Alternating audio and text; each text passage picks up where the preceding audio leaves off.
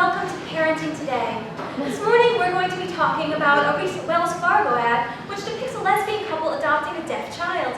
Here to talk to us today is Sandra, a mother of 3 from Ohio. Thanks for having me, Megan. I mean, this is such an important parenting issue. How am I supposed to explain this to my kids? Great question, Sandra, and we'll have an expert on later to tackle that. But first, I'd like to counter with a question of my own. Do you normally explain things to your children? I'm sorry. I mean, kids, they're such an inquisitive bunch, right? So many questions. So I just figured if the first thing on your to-do list was explaining why 2 women who love each other want to start a family, you must have crossed a lot of other questions off.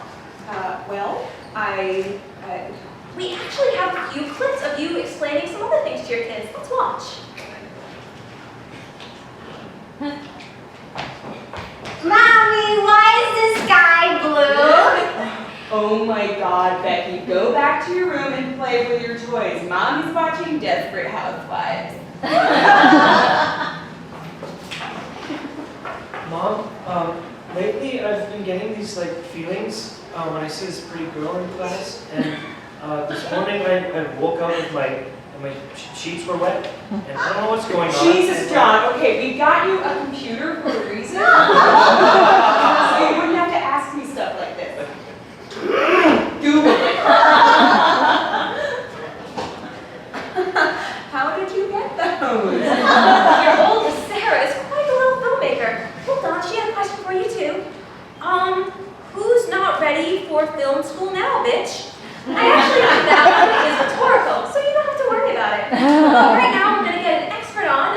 Dr. Evans is a child psychologist, and she's going to talk to you about how you can explain the commercial to your kids if that's something you actually decide you want to explain to them. Thanks for having me on, Megan. Now let's get right down to it. I know a lot of liberals will think that kids won't question a lesbian couple adopting a child. They'll think it's not natural. But I think that they will. Thank you. I mean, if my kids see that commercial replayed on TV, they're going to have questions I don't know how to answer. Oh no, you misunderstand me. No, I think kids will realize that it's not natural, but they won't question anything that they see on TV. I mean, every day is, why can't I see the wind? Are there any boy ladybugs? Who's that man you're kissing? That isn't Daddy! But they'll watch 5 hours of a talking sponge using fire underwater and never question it. It's true. My son's kindergarten teacher read him a story about a boy whose dog died, and for weeks afterward it's, where did we go when we die? But he watched Saving Private Ryan with me, never asked a thing. Exactly. So, I'd like to leave Sandra and you, the viewers, with this thought. You don't have to explain this to your kids. Next week, we're going to be talking about how keeping your kids to stop erasing the skin off their arms. It's called the eraser game, and it's proof that even the most homophobic parents have bigger things to deal with.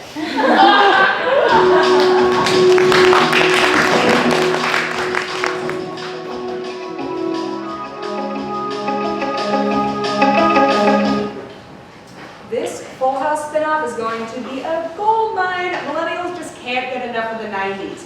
My sister has an Etsy store where she sells old receipts from Tamagotchis from Radio Shack, and now she's a millionaire. I mean, we're really excited for you to see the redo. The writers and I are super proud of it. I mean, just keep the catchphrases, old jokes coming, and you should be fine. I mean, I don't know how many jokes there'll be. It is about a pregnant widow. What do you mean? Did you not get the final synopsis?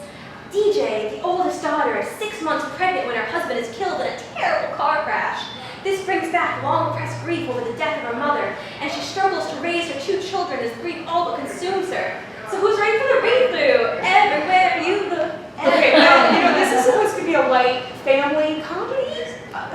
Okay, don't worry about it. We just have to edit the script a little bit.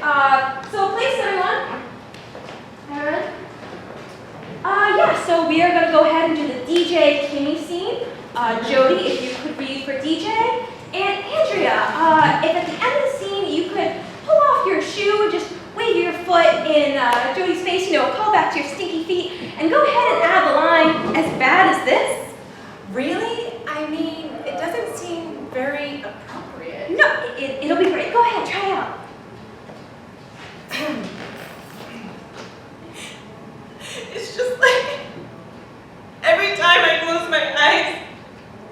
see the car accident.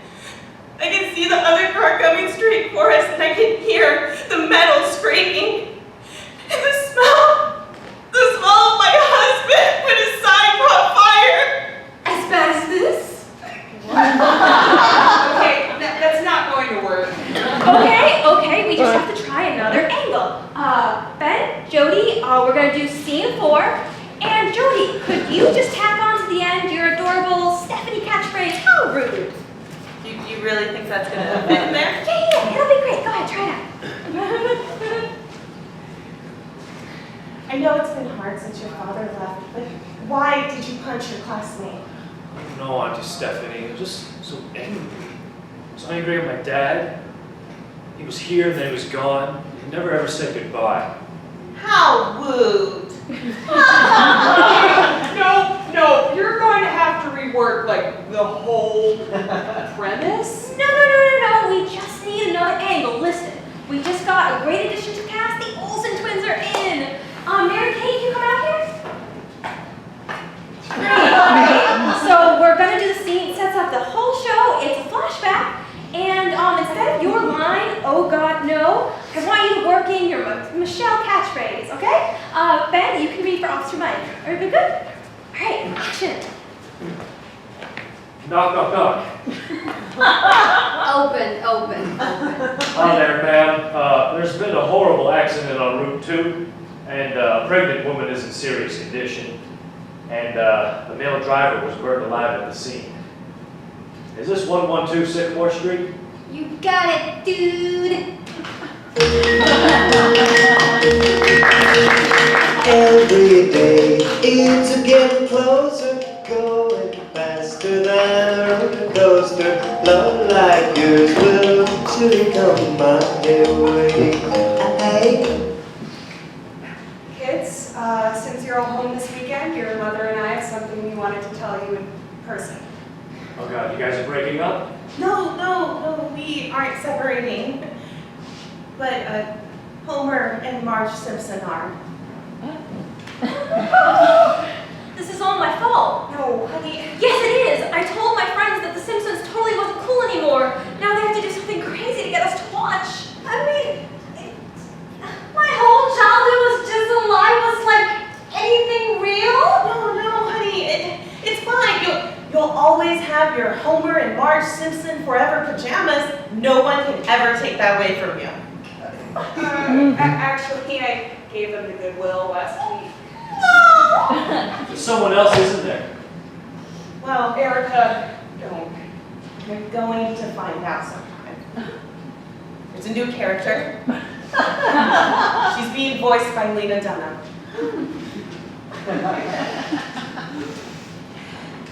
Sarah, emergency meeting at the Urban Outfitters.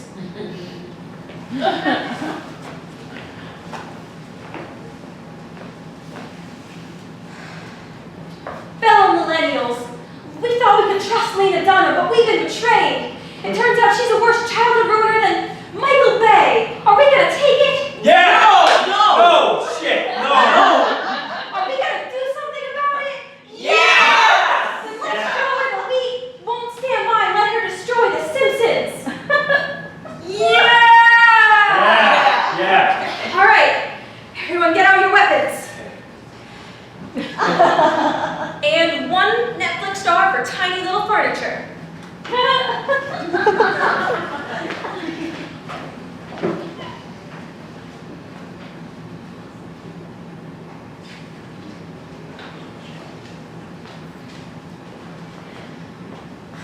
Oh, Beast, I love you, no matter what you look like. Oh, I've been waiting for you to say that for so long, Belle. I love you too. In fact, I don't care if you stay a Beast forever. It's what's on the inside that counts. Well, that's what my talking furniture has been saying all this time, so it must be true. In fact, so you don't feel alone, I've decided to join you. Last month, I stopped shaving my legs. Oh my God! Yikes! I'm gonna call Sherry, the singing razor, immediately, because that is nasty. But you just said it's what's on the inside that counts. Yeah, and obviously on the inside you have some very hard hair follicles. Look, it's okay for a guy to get a little beastly, but you girls need to keep things smooth.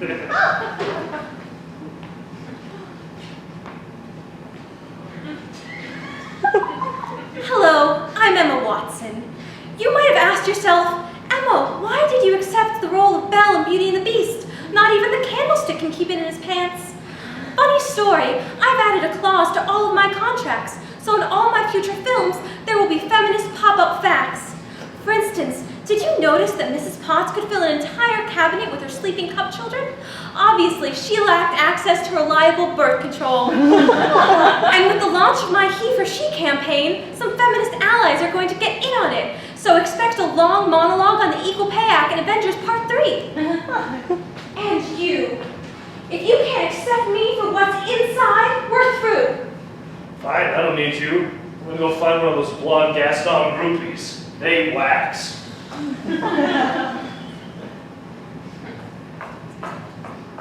Hell as old as time, girl.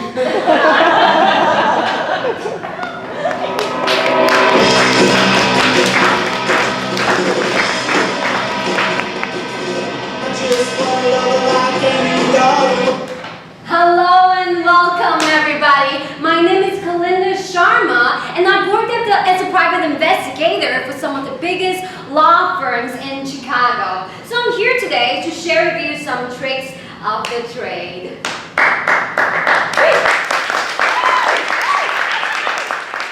Thank you very much. So, as you know, today I want to share with you some tricks of the trade, and I have some ideas of what to share with you. Possibly how to pick up clues from your surrounding to evaluate a given situation, or how to read people using a knowledge of body language.